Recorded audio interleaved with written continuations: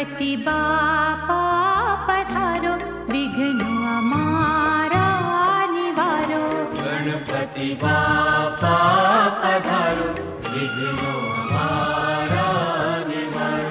विघ्न हरता मंगल करता, विघ्न हरता मंगल करता, विघ्न हरता मंगल करता। गणपति बापा पधारो, विघ्नो हमारा निवारो। गणपति बापा पधारो, विघ्नो हमारा निवारो।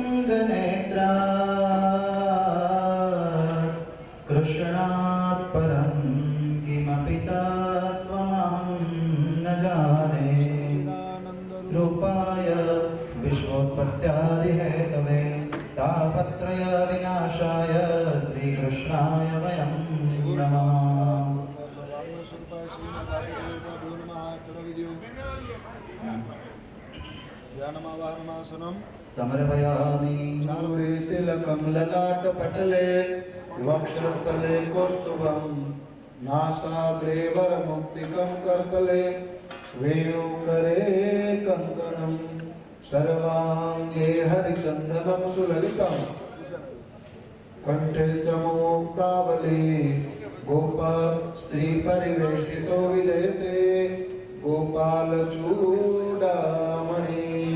ભક્તજીને હાર અર્પણ કરવાનો. ઓમ સેવંતિકા બકુલ જંબક પાટલાબ્જે નાગજાતિ કરવીર સાલ પુષ્પે बिल्व प्रभाल तुलसी दल मालती स्वां पूजयामि जगदीश्वर मे प्रसीद। स्वरूपाय श्रीमद् भागवत रूपाभ्यो नमः। पुष्पमालिकां समर्पयामि ઠાકોરજીને પધરાવી જાજો. घोषेषणोर्द्योः समवर्तत पदविहाम्बो निर्दिशा श्रोत्रात् तथा लोकान् आकल्पयन् जद्भुरुकेण हविगा देवाजगमतन्वत અપાનાય વ્યાનાય ઉદાનાય સમાનાય સ્વાહા. ચાક્ષપ્રદો ભવ પિતૃભ્યો નમઃ કલ્પકલાભો નમસ્કારાં સમર્પયામિ. નિલેશભાઈ સરસ્વતીમપયંતિ શત્રુષદઃ સરસ્વતી દુપંચદાશો દેશે ભવત્સરિતઃ. મિલિત પંચામૃત સ્નાનમ 2 વાર ચોખ્ખું પાણી પધરાવજો. શુદ્ધોદક સ્નાનમ આચમનમ સમર્પયામિ.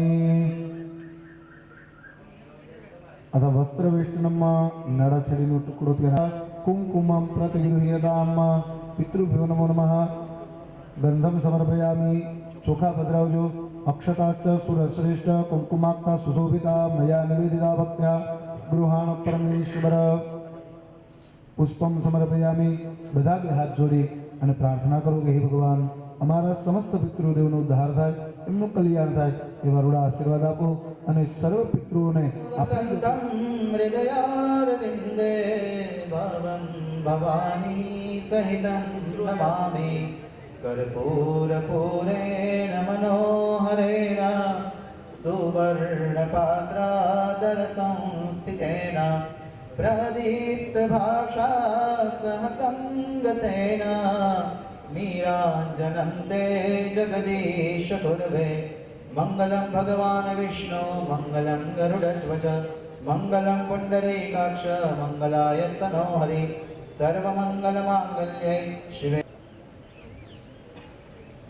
ભગવાન ભાગવતજીની પ્રાર્થના કરી જાજો. सच्चिदानंद रूपाय विश्वोत्पत्त्यादिहेतवे तापत्रय विनाशाय श्रीकृष्णाय वयम्.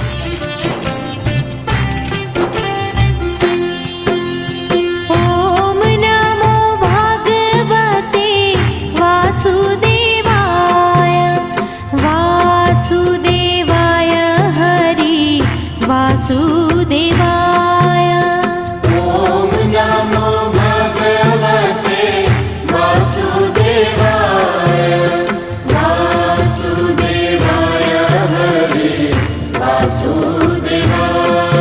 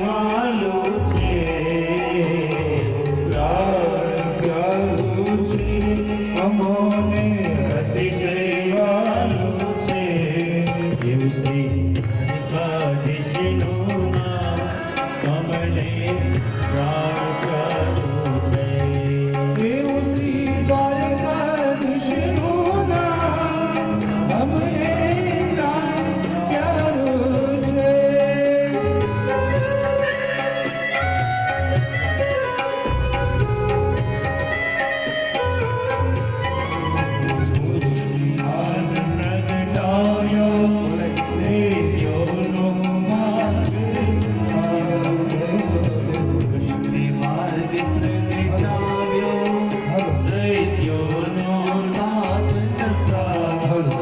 મુખ્ય યજમાન શ્રી નિલેશભાઈ અને એમના ધર્મપત્ની પૂજ્ય જેજીની પૂજા કરવા માટે બોલાવ્યા.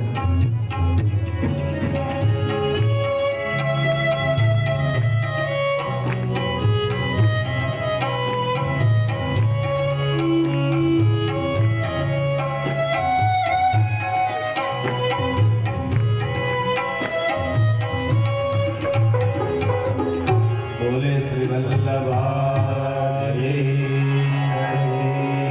જય.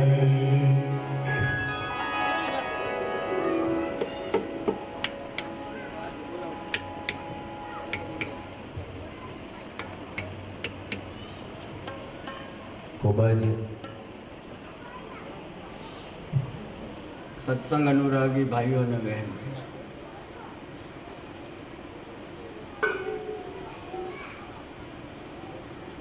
આપણા પરિવાર દ્વારા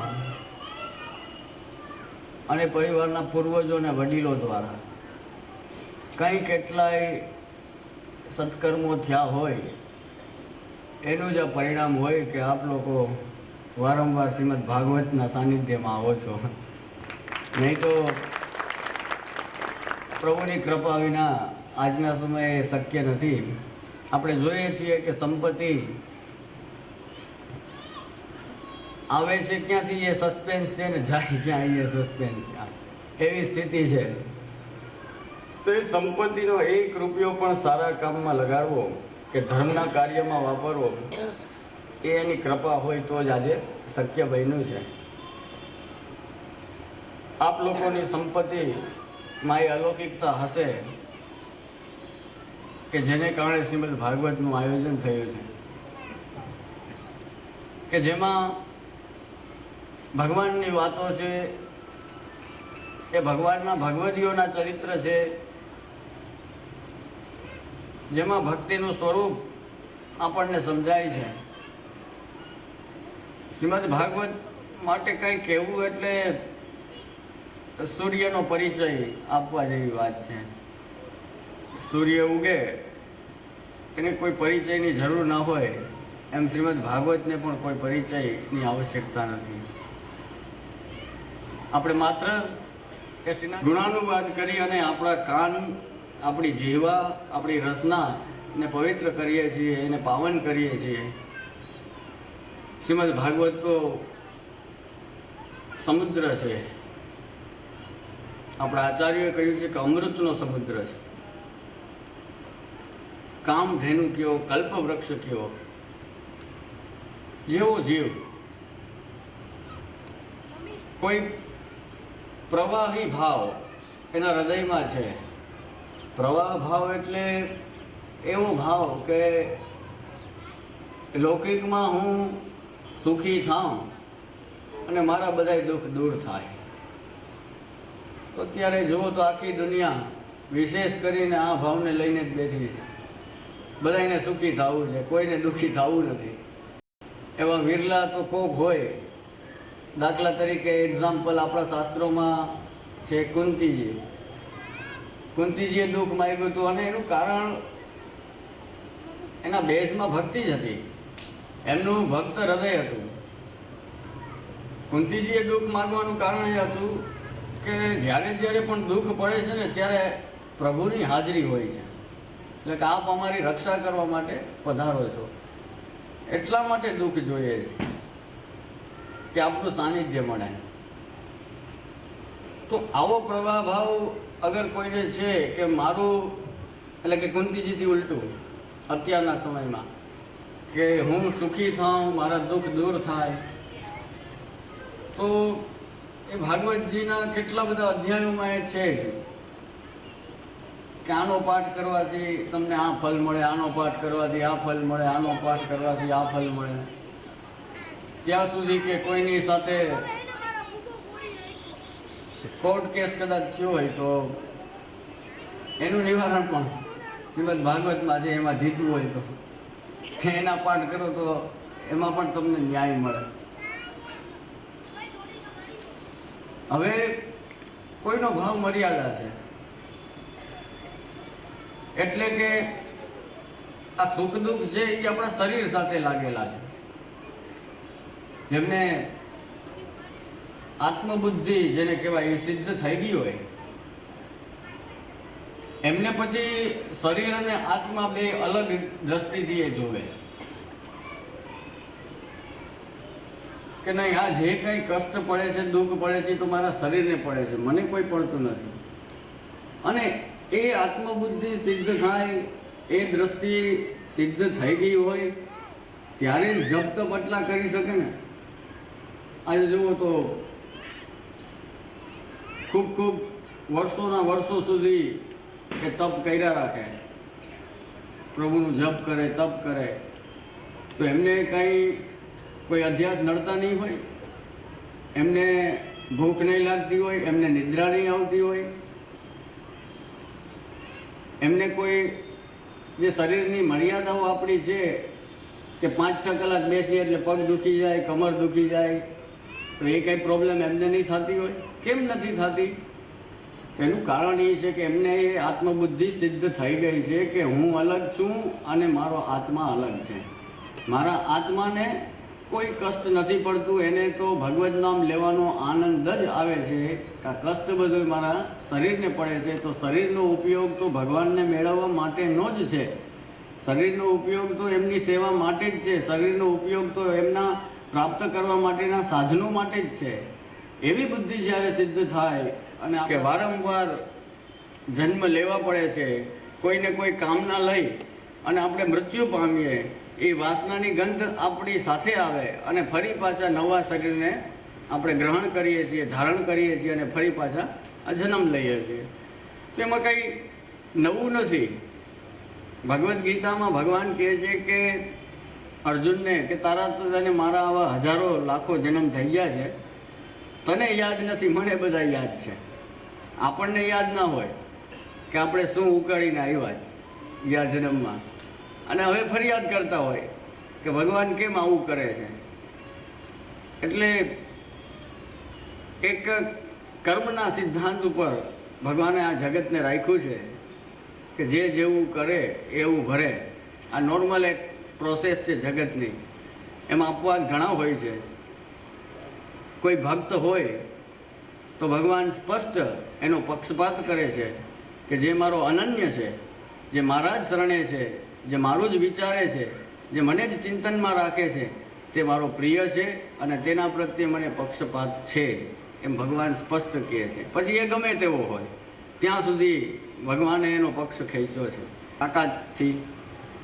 હવે લટકતો માણસ છે એ લટકે છે અને કોઈ બીજો વ્યક્તિ ઉપર અગાસીમાં આવી અને એને હાથ દે કે હાલ આવી જા, તો કેટલું સહેલું થઈ ગયું. એને લિફ્ટ કરે તો સહેલું થઈ ગયું ને. ઓલાને પોતાની તાકાતથી ઉપર ચડવાનું હતું, એની બદલે કોકે હાથ આપ્યો અને એણે ખેંચી લીધો. બસ પુષ્ટિ માર્ગ આ જ છે. બીજા જેટલા પણ ધર્મો છે ને, હા, એ બધાને તમારે ડીપલી અભ્યાસ કરી લેવાની છૂટ આપું છું તમને. ગમે ને, હા, ગમે એ વિચારધારા, ગમે એ સંપ્રદાય, ગમે એ ધર્મને તમે છૂટ છે, વાંચી લ્યો. જો ધર્મની વાત કરતા હોય ને ભગવાન મેળવવાની વાત કરતા હોય તો બીજા કોઈની વાત નથી થતી. અહીંયા ભગવાનને મેળવવાની અને ભક્તિની વાત કરતા હોય તો કોઈ પણ ધર્મને ચકાસી લ્યો, વાંચી લ્યો, સમજી લ્યો, વિચારી લ્યો. એ બધામાં આપણે કંઈક કરવું પડશે, કંઈક ને કંઈક મહેનત આપણે કરવી પડશે. જ્યારે પુષ્ટિ માર્ગ તો કૃપાનો માર્ગ છે. અહીંયા તો શ્રી મહાપ્રભુજી ગુસાઈજી હાથ આપે છે કે આવ હું તને ઉપર ખેંચી લઉં છું. હા, એ કૃપાનો માર્ગ છે. એનું ગૌરવ આપણી અંદર જગાડીએ કે આપણે એના ભાગ છીએ. એ વૈષ્ણવતા યાદ રાખીએ કે હું વૈષ્ણવ છું. એ કોઈ સામાન્ય કે સાધારણ વસ્તુ નથી. એક વિશેષ આ સૃષ્ટિમાં આપણી વિશેષતા છે કે આપણે સિલેક્ટિવ છીએ, વરણ કરેલા છે. પ્રભુએ પોતાના માનેલા છીએ આપણે. એ આપણે છીએ. સહજ રીતના જ આપણે ભાગવતમાં અનુરાગ હોવો જોઈએ, સહજ રીતના જ આપણને એમની સેવામાં અનુરાગ હોવો જોઈએ, એમની કથામાં, એમના કીર્તનમાં અનુરાગ હોવો જોઈએ. એ માપવાનું મશીન આપણા ઘરે જ છે. તમને બધાને, મને અને તમને બધાને કંકોત્રીઓ આવે છે. એમાં લૌકિક લગ્નની કંકોત્રીઓ હોય અને આવી અલૌકિક ભાગવત કથાની, મનોરથની, લોટી ઉત્સવની એવી કંકોત્રી આવતી હોય. બસ હવે આપણે ચેક કરવું હોય ને કે આપણી ગાડી કઈ બાજુ જાય છે, તો એનું મીટર અહીંયા જ છે. બીજે ક્યાંય જવાની, કોઈને પૂછવાની જરૂર નથી.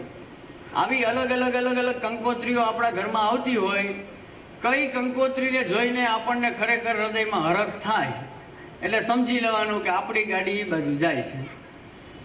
ઘણાને લૌકિકમાં જ મજા આવતી હોય, હવે આ બધા મળશે, ખાસું પીશું, જલસા મારશું બધા, હા, ને આખા ગામની ખોદણી કરશું, હા, બધાને એમાં મજા આવે લૌકિકમાં. એવી કંકોત્રી આવે તો આપણે એમાં હરખાય. અને જેમનું હૃદય ભગવાન સાથે જોડાયેલું છે, જેમને અલૌકિક ગમે છે, એ ક્યારે હરખાય કે જ્યારે ભાગવત કથાની કંકોત્રી આવે ત્યારે હરખાય. જ્યારે કોઈ સત્સંગના અવસરની કંકોત્રી હોય, સેવાના અવસરની કંકોત્રી હોય, ત્યારે એને હરખ થાય છે. આ એનું સીધું ગણિત છે કે આપણને જેમાં હરખ થાય એ બાજુ આપણી ગાડી જાય. ને વાં બહુ હરખ થતો હોય તો થોડીક બ્રેક મારવી, એ વાંધો નહીં. આપણે જંગલમાં નથી રહેતા, સમાજમાં જ રહીએ છીએ, એટલે બધે જવાનું એવું કંઈ નથી કહેતો હું, પણ ત્યાં થોડીક બ્રેક મારવી કે નહીં, હરખ તો આપણને આમાં થવો જોઈએ કે ભગવાન બાજુ જે રસ્તો લઈ જતો હોય, જે આયોજન લઈ જતું હોય, તો એવું જ કંઈક આયોજન આપ લોકો દ્વારા થયું છે, આ રૂપારેલ પરિવાર દ્વારા થયું છે કે જેનાથી ભગવાન વિશે, ભગવાનના ભક્તો વિશે, એમના ચરિત્રો વિશે જાણવાનો અવસર મળે. તેવા જ આ સુંદર મજાના અવસરે આપ લોકોને, સર્વે આયોજકને, રૂપારેલ પરિવારને ખૂબ ખૂબ હૃદયથી અભિનંદન અને આશીર્વાદ આપું છું કે અવારનવાર આવા સત્કાર્યો આપના પરિવાર દ્વારા થતા રહે. પ્રભુ આપ સૌ ઉપર આવી જ રીતે કૃપા વરસાવે કે જેનાથી આપને તો મળે પણ બીજા અન્ય કેટલાય બધાને આવો સત્સંગનો અવસર મળ્યો છે, આ ભગવદ્ ગુણાનુવાદનો અવસર મળ્યો છે. તો જુઓ, આપણી જીભ છે એ બે કામ કરે છે, એક સ્વાદ પારખવાનો અને એક ભગવદ નામ લેવાનું.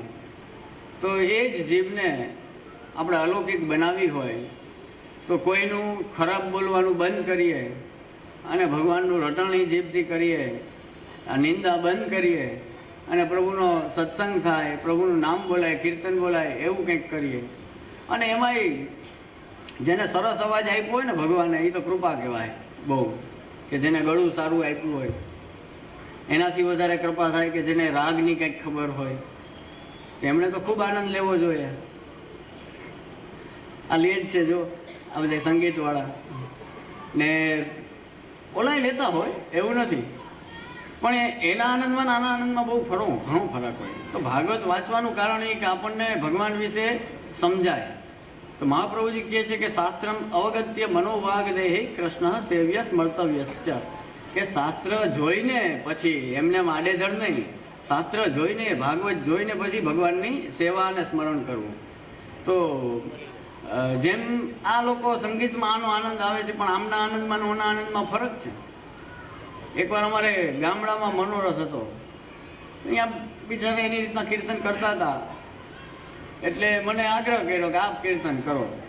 એટલે મેં, રાતનો સમય હતો એટલે કંઈક ઓલો કાનરો રાગ, મેં કીધું કાનરો કરો, હાર્મોનિયમ વાળાને જ કીધું, મેં કીધું કાનરો રાગ કરો. એટલે એ કે જે એમ નહીં ફાવે, આપ ગાવા માંડો એટલે હું પકડી લઉં. મેં કીધું બરોબર છે, એક રીત એવી છે, હા, પકડવાની. કોઈ પણ ગાયક ગાતો એને ઓલો પકડી લે, હા, એટલે એને આનંદ તો આવતો જ હોય સંગીતમાં, કારણ કે આનંદ તો છે જ. પણ જેને રાગની ખબર છે કે આટલા આ સરગમ છે કાંડરાની, આટલા સ્વર આમાં આવે, એના આનંદમાં ઓના આનંદમાં ફરક પડે ને. બસ તો ભાગવતજી એના માટે જરૂરી છે. ભગવાનની સેવા કરવી હોય ને, ભક્તિ કરવી હોય, સ્મરણ કરવું હોય, સત્સંગ કરવું હોય, તો એ આપણને સમજાવે કે કેમ કરવું, કેવા થવું. તો પુનઃ દરેકને ખૂબ ખૂબ અભિનંદન આપી, આશીર્વાદ આપી, ખૂબ ભવિષ્યની શુભકામનાઓ વ્યક્ત કરું છું અને વિરામ લઉં.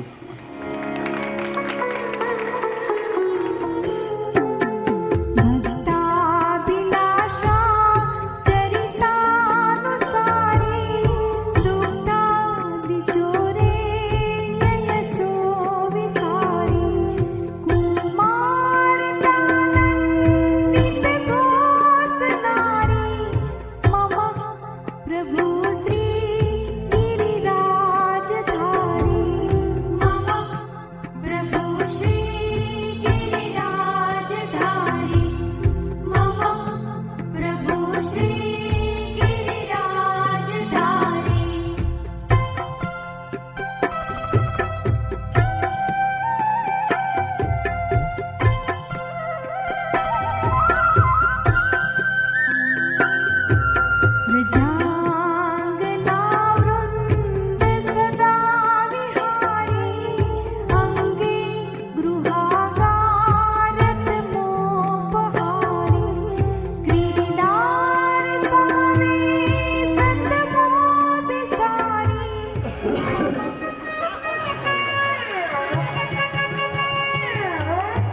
આમ પડદા જેવું બધું. આમ આમ કોક જોવે ને ગામડામાં આપણે હતું, બધાને ખબર હશે, ગામડામાં આમ કોક વડીલ જોવે ને ફરી આમ જોવે ને ફરી આમ જોવે ને હાલતું જ હોય. તમને આવડે જયેશભાઈ લાજ કાઢતા ગળવાળા મારે કોણ છે પાછળ બીજું? નિકુલભાઈ ક્યાં છે? મને દેખાતા નથી. ક્યાં છે? આમ ઊભા થઈ જાઓ, એમ બધાને બતાવવાનું, એમ ઊભા થઈ જાઓ. એમાં શરમાવું શું આજે? આ તો કાળિયા ઠાકરની લાજ કાઢવાની.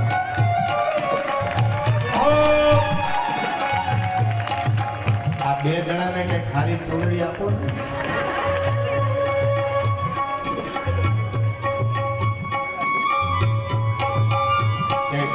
હાલ્યો એક મારી આપો.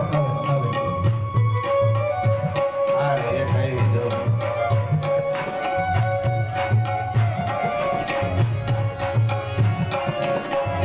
હવે એક હાલ્યો તમે હાલ્યો.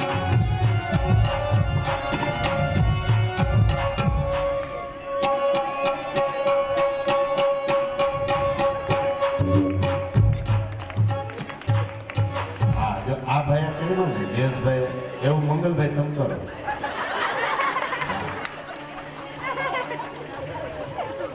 ઉભા રહ્યો, હું કહું ત્યાં લાજ કાઢવાની. હો હાલો, આમ ખોખારો ખાય ને એટલે ફટ દઈશ. આમ આ બાજુ જુઓ ને, મારી આમ શું છે ભાઈ? તમારું કુટુંબ આમ છે. હા હા, આ બાજુ બધા સસરા જ છે. હાલો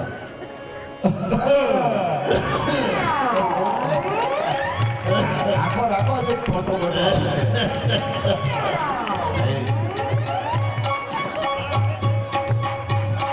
એક વખત ત્રણેય માટે તાલી વગાડી દે.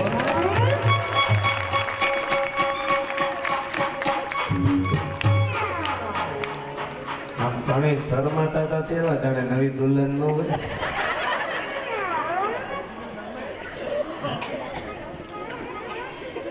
એ દુનિયામાં કોઈની લાજ કાઢવી પડે એના કરતા તો મારા કાળિયા ઠાકરની લાજ કાઢવી પડે ને ગોપી બનવું પડે તો એમાં વાંધો શું છે?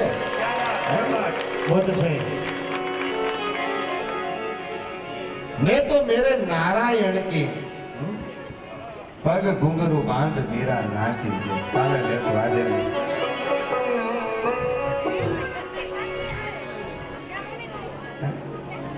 લે લાજ કાઢવા માટે પ્રભાવતીને એમથી થોડીક ઝડપ રાખવું. એટલે લાલાનો હાથ છે એટલે આ લોકોને તો રહી ગયો. હાવ મારા મગજમાં હાલો તમે રહી ગયા હતા, સોરી.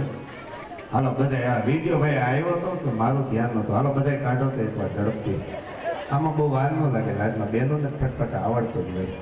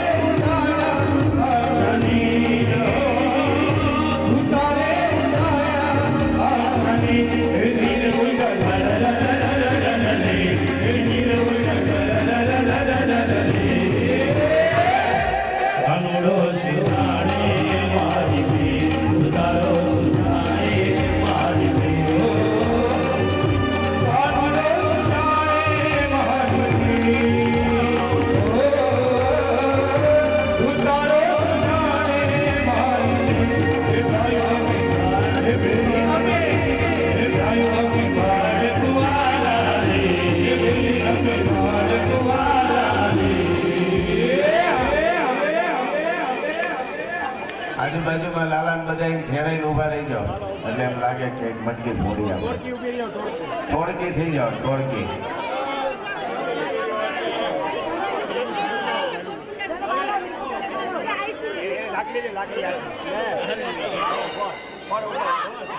હાલો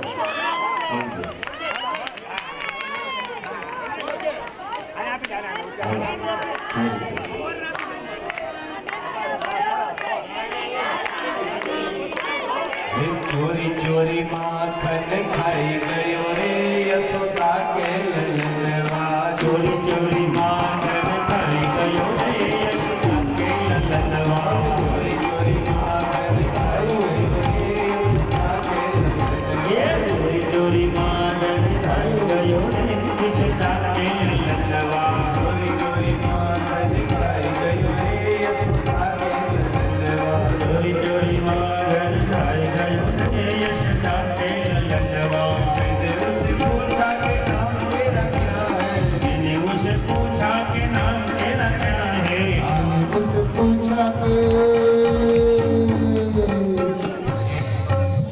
આજે ગોરસ રાખ્યું છે બધાય ગોરસની પ્રસાદી લેજો અને ત્યાં સુધી ગોરસ વેચાય ત્યાં સુધી નાચવા નાચી લે એક મોબાઈલ ખોલો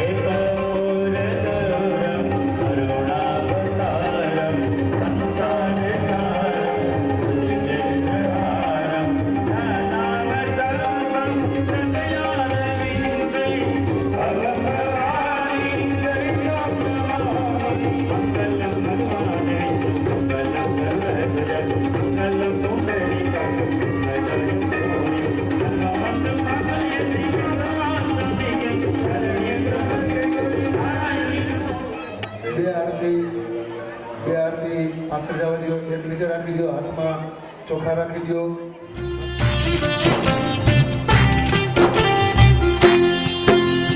ॐ नमो भगवते वासुदेवाय वासुदेवाय हरि वासुदेवाय ॐ नमो भगवते वासुदेवाय वासुदेवाय हरि वासुदेवाय ॐ नमो भगवते वासुदेवाय वासुदेवाय हरि वासुदेवाय ॐ नमो भगवते वासुदेवाय बाबा जय जय जलाराम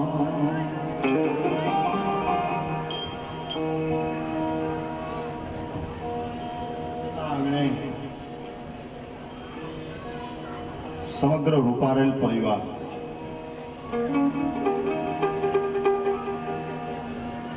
આમ તો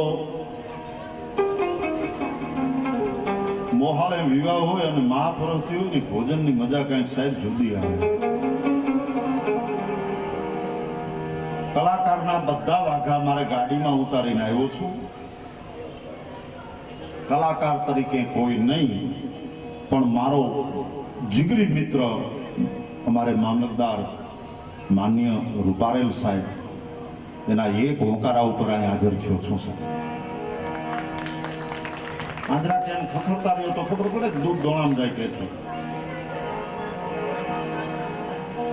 બીજી વાત, બિલકુલ ડોક્ટર સાહેબ રૂપારેલ સાહેબ ડોક્ટર સાહેબ પણ આમાં જ બેઠા છે. એ પણ પોરબંદરનું ગૌરવ વર્ષોથી સાહેબ જોઈએ આ જ સ્થિતિમાં કંઈક ને હાજા કર્યા નહીં હો, પણ એ બધા વાઘા ઉતારી અને મહેમાનોના સ્વાગત માટે ઊભા હોય સાહેબ. મામલતદાર રૂપારેલ સાહેબ, બીજા અન્ય અગ્રણીઓ ઘણા બધા, પણ આ તો જે મારા પરિચિત છે એની સાહેબ વાત કરું છું આપને. પણ ડૉક્ટર સાહેબ મને આજથી 10 દિવસ પહેલાની એક તબિયતમાં થોડીક તકલીફ થઈ ગઈ છે. આપ ડૉક્ટરની ભાષામાં સમજી શકો. સ્વર પેટી ઉપર સોજો છે, મને બોલવાની બિલકુલ મનાઈ. પણ મેં રૂપારેલ સાહેબ, આપણા મામલતદાર રૂપારેલ સાહેબને તો ખબર જ નથી પડવા દીધી, પણ એમને પ્રકાશભાઈએ વાત કરી દીધી. પણ મને કે ગઢવી તમે ખાલી અમારા આંગણે મહેમાન થઈને આવો ને તોય ભાઈ ઘણું છે સાહેબ. એ આ સબરના નાતે આવ્યો છું, કારણ કે આમ તો રૂપારેલ સાહેબ મામલતદાર સાહેબે ખૂબ મારો પરિચય આપ્યો અને માની દયા છે સાહેબ આ વિસ્તારમાં, આ એરિયામાં આમ દેખાવે પણ અને અવાજે પણ ગીરનો છે, એટલે એમાં કોઈ સવાલ નહીં. લાયન પણ ઓલું નથી સાહેબ કે હાવજ ને કીડી કરડી ગઈ એવું થયું છે. એટલે ડૉક્ટર તરફથી બિલકુલ મને કે તમારે જવાનું જ નહીં, સ્વર પેટી પર સોજો છે, તમે ગાઈ નહીં શકો, શ્વાસ રૂંધાશે તમારો. પણ મેં કીધું હવે કાળીઓ ઠાકર એના શરણમાં જઈએ. અને આ તો બાપુની ધરતી છે સાહેબ પોરબંદર તો, અને ખૂબ મજા કરાવવી છે સાહેબ. તબિયતને ઠેકાણે, દવાને ઠેકાણે. પણ વિચાર તો કરો, યદુવંશ કૃષ્ણ ચંદ્રમણી ભગવાન કૃષ્ણ જ્યાં વિરાજિત થયો હોય અને રૂપારેલ પરિવારનો ભાવ મળતો હોય તો ના તંદુરસ્ત હોય એ પણ તંદુરસ્તીમાં આવી જાય સાહેબ.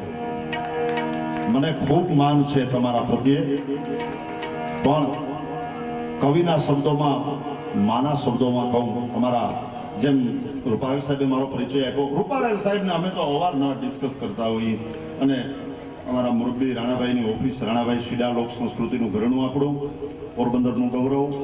મારી બેઠક ઉઠક ત્યાં, પ્રોગ્રામોમાં ગમે ત્યાં જાઉં, સીધી ગાડી મારી ત્યાં જાય.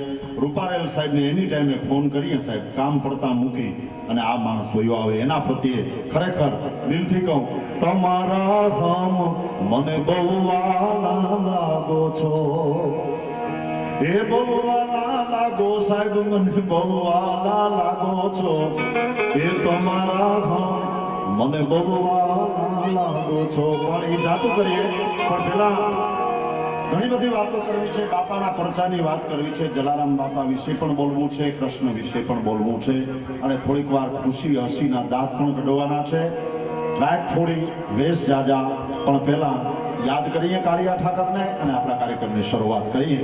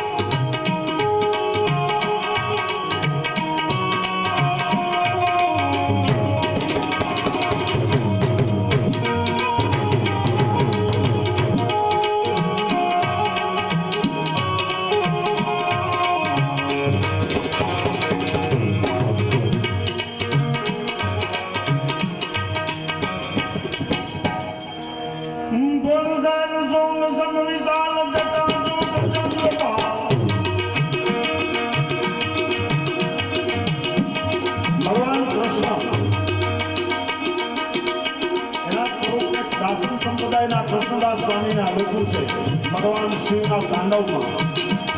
એવો લાગે ભગવાન શિવનો ઓરડો.